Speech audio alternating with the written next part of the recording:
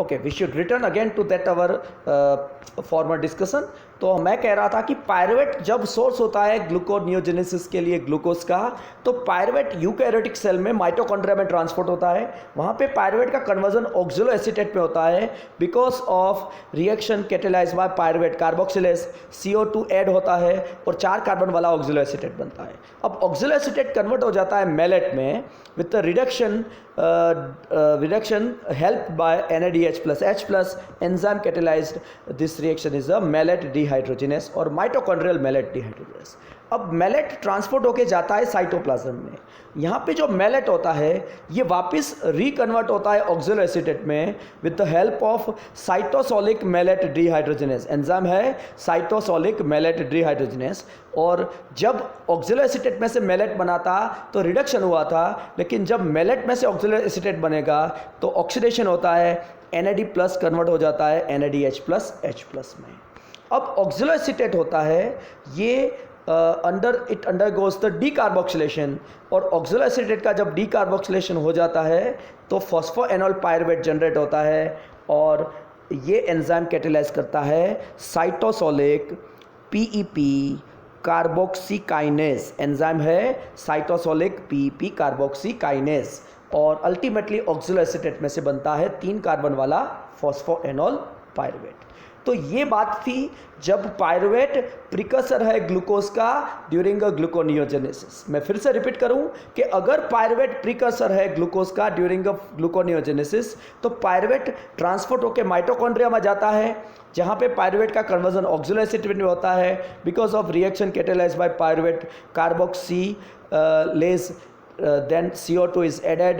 Oxaloacetate is then converted into malate by the enzyme mitochondrial malate dehydrogenase. वहाँ पे NADH plus H plus use होके NAD plus में convert होता है। Mallet migrate होके cytoplasm में जाता है, वहाँ पे मैलेट होता है, ये कन्वर्ट होता है ऑक्सोलोएसीटेट में, तभी NAD प्लस का conversion NADH plus H plus में होता है। एंजाइम है साइटोसोलिक मैलेट डिहाइड्रोजेनेस। अब ऑक्सोलोएसीटेट में से CO2 निकलता है और बनता है PEP, और ये एंजाइम है साइटोसोलिक PEP कार्बोक्सीकाइनेस।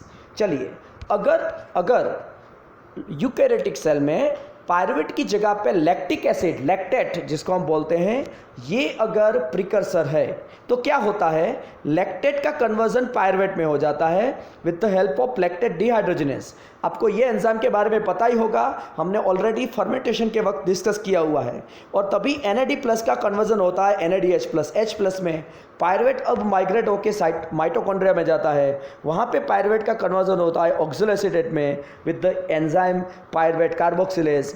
ऑक्सोलोएसीटेट अब कन्वर्ट होता है डायरेक्टली PEP में, फॉस्फोएनोल पायरुवेट में, with the enzyme mitochondrial PEP carboxykinase. CO2 निकल जाता है, PEP माइग्रेट होके जाता है साइटोप्लाज्म में, और अब PEP यूटिलाइज होगा for the purpose of gluconeogenesis. अब PEP का यूज होगा for the purpose of gluconeogenesis. तो ऐसे जो ग्लाइकोलिसिस का स्टेप था, जो रिवर्सिबल मैनर में पॉसिबल नहीं था, पायरुवेट का PEP में कन्वर्जन, ये कन्वर्जन यहाँ पे अलग अलग तरीके से हो सकता है, बराबर। तो अगर मैं वापस आपको ग्लूकोनियोजेनेसिस का पाथवे बताता हूँ, तो यहाँ पे आप देख सकते हो ग्लूकोनियोजेनेसिस का पाथवे।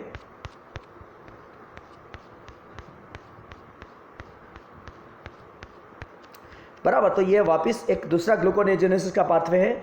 यहाँ पे आप देखो कि ग्लाइकोलिटिक एंजाइम जो है, बराबर, कौन सा एंजाइम है, पायरुवेट काइनेज। ये एंजाइम पायरुवेट का PEP में कन्वर्जन नहीं कैटेलाइज करता, तो ये कन्वर्जन थ्रू ऑक्सोलोएसीटेट इंटरमीडिएट होता है, जहाँ पे पायरुवेट का पहले कन्वर्जन ऑक्सोलोएसीटेट में होता है with the enzyme pyruvate carboxylase. यहाँ पे जो ATP है ये ADP में कन्वर्ट हो जाता है, ऑक्सोलोएसीटेट कन्वर्ट होता है फॉस्फोएनोल पायरुवेट में विद द एंजाइम PEP कार्बोक्सीकाइनेज, और यहाँ पे भी GTP के एक मॉलिक्यूल का कन्वर्जन होता है, बराबर, और GTP में कन्वर्ट होता है और फॉस्फोएनोल पायरुवेट बनता है। अब ऐसे 2 ऑक्सोलोएसीटेट का कन्वर्ट होगा तभी 2 फॉस्फोएनोल पायरुवेट बनेंगे, और यहाँ पे भी 2 पायरुवेट में से 2 ऑक्सोलोएसीटेट बनेंगे। टोटल 2 ATP यूज़ होगी और 2 GTP यहाँ पे यूज़ होगी। तो एक ATP एक GTP एक कन्वर्जन के लिए और अगर दो कन्वर्जन की बात करेंगे तो 2 ATP और 2 GTP। GTP का मतलब आप 2 ATP ही ले सकते हो। चलिए, तो ये स्टेप को हम थोड़ा दूसरा एक डिटेल वे में देखते हैं।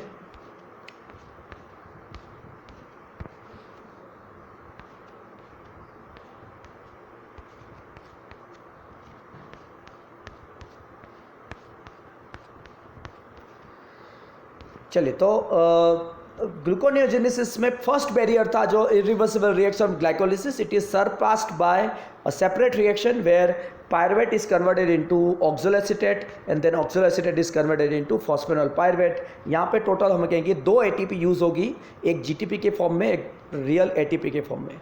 अब ऐसा 2 कन्वर्जन है, इसलिए हम कहेंगे कि टोटल 4 ATP यूज़ होगी for the purpose of a glucose synthesis. चलिए, अब रिवर्सिबल रिएक्शन आगे तो पॉसिबल ही है।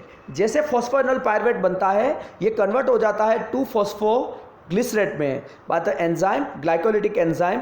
एंजाइम है फॉस्फोग्लिसरेट म्यूटेस, सॉरी एनोलेस। तो एनोलेस एंजाइम से फॉस्फोइनोल पायरुवेट कन्वर्ट होता है 2-फॉस्फोग्लिसरेट में।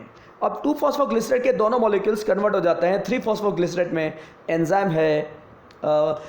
है फॉस्फोग्लिसरेट म्यूटेस। अब दोनों मॉलिक्यूल्स जो 3-फॉस्फोग्लिसरेट के हैं, ये 1,3-बिस-फॉस्फोग्लिसरेट के 2 मॉलिक्यूल्स में कन्वर्ट हो जाते हैं। एंजाइम है फॉस्फोग्लिसरेट काइनेस। और यहाँ पे ATP सिंथेसिस तो नहीं होता है बराबर, लेकिन एक्चुअली जो फॉस्फेट होता है बराबर, ये रिलीज़ हो जाता है या तो डिग्रेड हो जाता है, निकल जाता है। लेकिन उससे उल्टा यहाँ पे ATP का यूज़ होता है, तो 2 ATP मॉलिक्यूल्स यूज़ हो जाते हैं और 2 ATP में कन्वर्ट हो जाते हैं। और कहता है कि 3-फॉस्फोग्लिसरेट के दोनों मॉलिक्यूल्स का कन्वर्जन होता है 1,3-बिस-फॉस्फोग्लिसरेट में।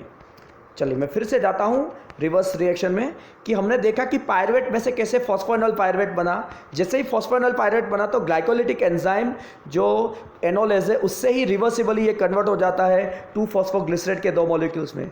2-फॉस्फोग्लिसरेट के दोनों मॉलिक्यूल्स कन्वर्ट हो जाते हैं 3-फॉस्फोग्लिसरेट के 2 मॉलिक्यूल्स में। एंजाइम है फॉस्फोग्लिसरेट म्यूटेज। अब फॉस्फोग्लिसरेट के 3-फॉस्फोग्लिसरेट के दोनों मॉलिक्यूल्स 1,3-बिस-फॉस्फोग्लिसरेट के 2 मॉलिक्यूल्स में कन्वर्ट होते हैं। 2 ATP का यूज़ होता है और एंजाइम है फॉस्फोग्लिसरेट काइनेस। अब 1,3-बिस-फॉस्फोग्लिसरेट के दोनों मॉलिक्यूल्स ग्लिसराल्डिहाइड 3-फॉस्फेट के 2 मॉलिक्यूल्स में कन्वर्ट हो जाते हैं।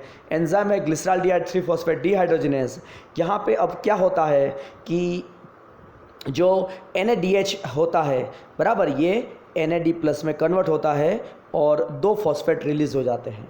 तो NAD का NADH में कन्वर्जन होता था जब ग्लाइकोलिसिस में ग्लिसराल्डिहाइड 3-फॉस्फेट में से 1,3-बिस-फॉस्फोग्लिसरेट बनता था। उससे उल्टा यहाँ पे ऑक्सीडेशन होता है, सॉरी यहाँ पे जो NADH होता है ये कन्वर्ट हो जाता है NAD प्लस के अंदर और 2 फॉस्फेट के मॉलिक्यूल्स रिलीज हो जाते हैं। चलिए, ग्लिसराल्डिहाइड 3-फॉस्फेट के दोनों मॉलिक्यूल्स में से एक मॉलिक्यूल डाइहाइड्रोक्सी एसीटोन में कन्वर्ट हो जाता है through enzyme triose phosphate isomerase. और ये दूसरा जो डाइहाइड्रोक्सी एसीटोन बना है, ये ग्लिसराल्डिहाइड 3-फॉस्फेट के पहले मॉलिक्यूल के साथ कंबाइन होके बिकॉज ऑफ आल्डोलेज बनाता है फ्रुक्टोज 1,6-बिस-फॉस्फेट। मैं फिर से रिपीट करूं कि ग्लिसराल्डिहाइड 3-फॉस्फेट के 2 मॉलिक्यूल्स बनते हैं। ये दोनों मॉलिक्यूल्स होते हैं, उसमें से एक मॉलिक्यूल डाइहाइड्रोक्सी एसीटोन फॉस्फेट बनता है। डाइहाइड्रोक्सी एसीटोन फॉस्फेट और ग्लिसराल्डिहाइड 3-फॉस्फेट मिलके बनाते हैं फ्रुक्टोज 1,6-बिस-फॉस्फेट। अब फ्रुक्टोज 1,6-बिस-फॉस्फेट में से फ्रुक्टोज 6-फॉस्फेट बनाना ये ग्लाइकोलिटिक एंजाइम से पॉसिबल नहीं है। तो एंजाइम जो यूज़ होता है ये होता है फ्रुक्टोज 1,6-बिस-फॉस्फेटेज। H2O ऐड होता है, फॉस्फेट निकल जाता है पहले कार्बन में से और बनता है फ्रुक्टोज 1-फॉस्फेट, फ्रुक्टोज 6-फॉस्फेट। तो फ्रुक्टोज 1,6-बिस-फॉस्फेट में से पहले कार्बन में से फॉस्फेट निकल जाता है और बनता है फ्रुक्टोज 6-फॉस्फेट। एंजाइम है फ्रुक्टोज 1,6-बिस-फॉस्फेटेज। अब फ्रुक्टोज 6-फॉस्फेट कन्वर्ट होता है ग्लूकोज 6-फॉस्फेट में। एंजाइम है वही ग्लाइकोलिसिस एंजाइम फॉस्फोहेक्सो आइसोमरेज। और लास्ट में फ्रुक्टोज 6-फॉस्फेट में से ग्लूकोज 6-फॉस्फेट से ग्लूकोज बनाने के लिए वही ग्लाइकोलिसिस एंजाइम यूज़ नहीं होता है, तो अलग से एंजाइम यूज़ होता है। एंजाइम है ग्लूकोज 6-फॉस्फेटेज। H2O ऐड होता है, फॉस्फेट निकल जाता है 6 कार्बन पे और बनता है ग्लूकोज। तो ऐसे gluconeogenesis is differing from glycolysis at 3 irreversible reactions of glycolysis. हम कहेंगे कि ग्लूकोनियोजेनेसिस और ग्लाइकोलिसिस में जो डिफरेंस होता है ये 3 इरिवर्सिबल रिएक्शंस पे होता है, जहाँ पे ग्लाइकोलिटिक एंजाइम्स वही रिएक्शन कैटेलाइज नहीं कर सकते। चलिए एग्जाम पॉइंट ऑफ व्यू आपको क्या याद रखना है, पहले तो ये पाथवे याद रखना है। जो आप देख रहे हो ये पाथवे आपको लेनिंजर में मिल जाएगा। लेनिंजर में आपको कौन सा पेज देखना है, 544 देखना है। ये पाथवे आपको याद रखना है, बराबर। तो ये पाथवे जो 544 पे दिया हुआ है ये आपको शॉर्ट नोट के फॉर्म में लिखना है, right a note on a gluconeogenesis. दूसरा क्या करना है, दूसरा उसके साथ आपको ये भी पाथवे लिखना है जो यहाँ पे पेज नंबर दिया गया है, सॉरी पेज नंबर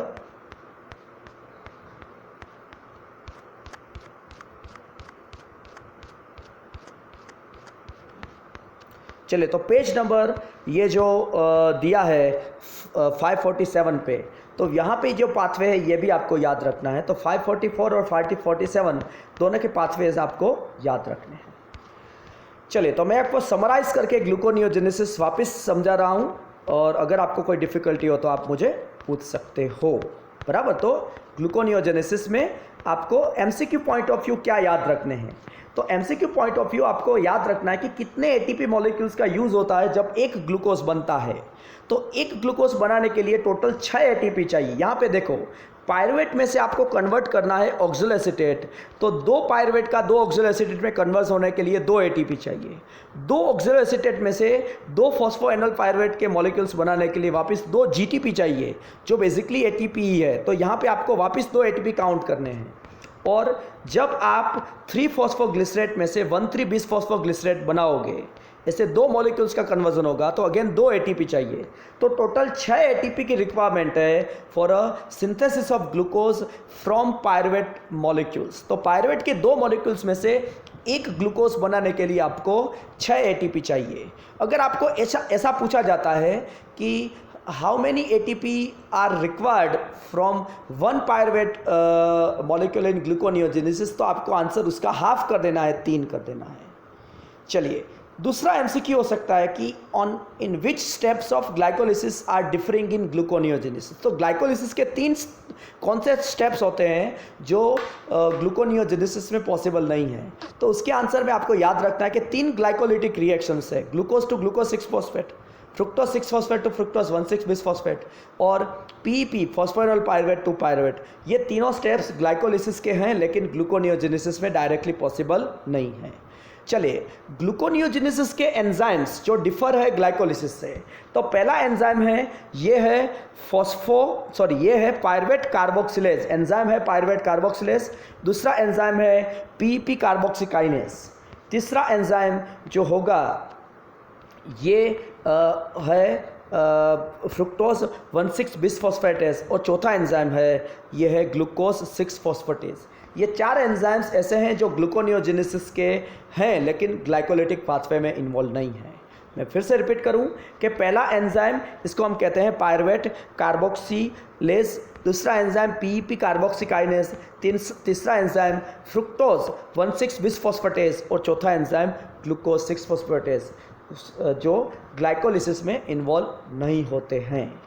तो यहाँ पे हम ग्लूकोनियोजेनेसिस एंड करते हैं। नेक्स्ट लेक्चर में हम पेंटोस फॉस्फेट पाथवे के साथ इस यूनिट को फिनिश करेंगे। Thank you very much.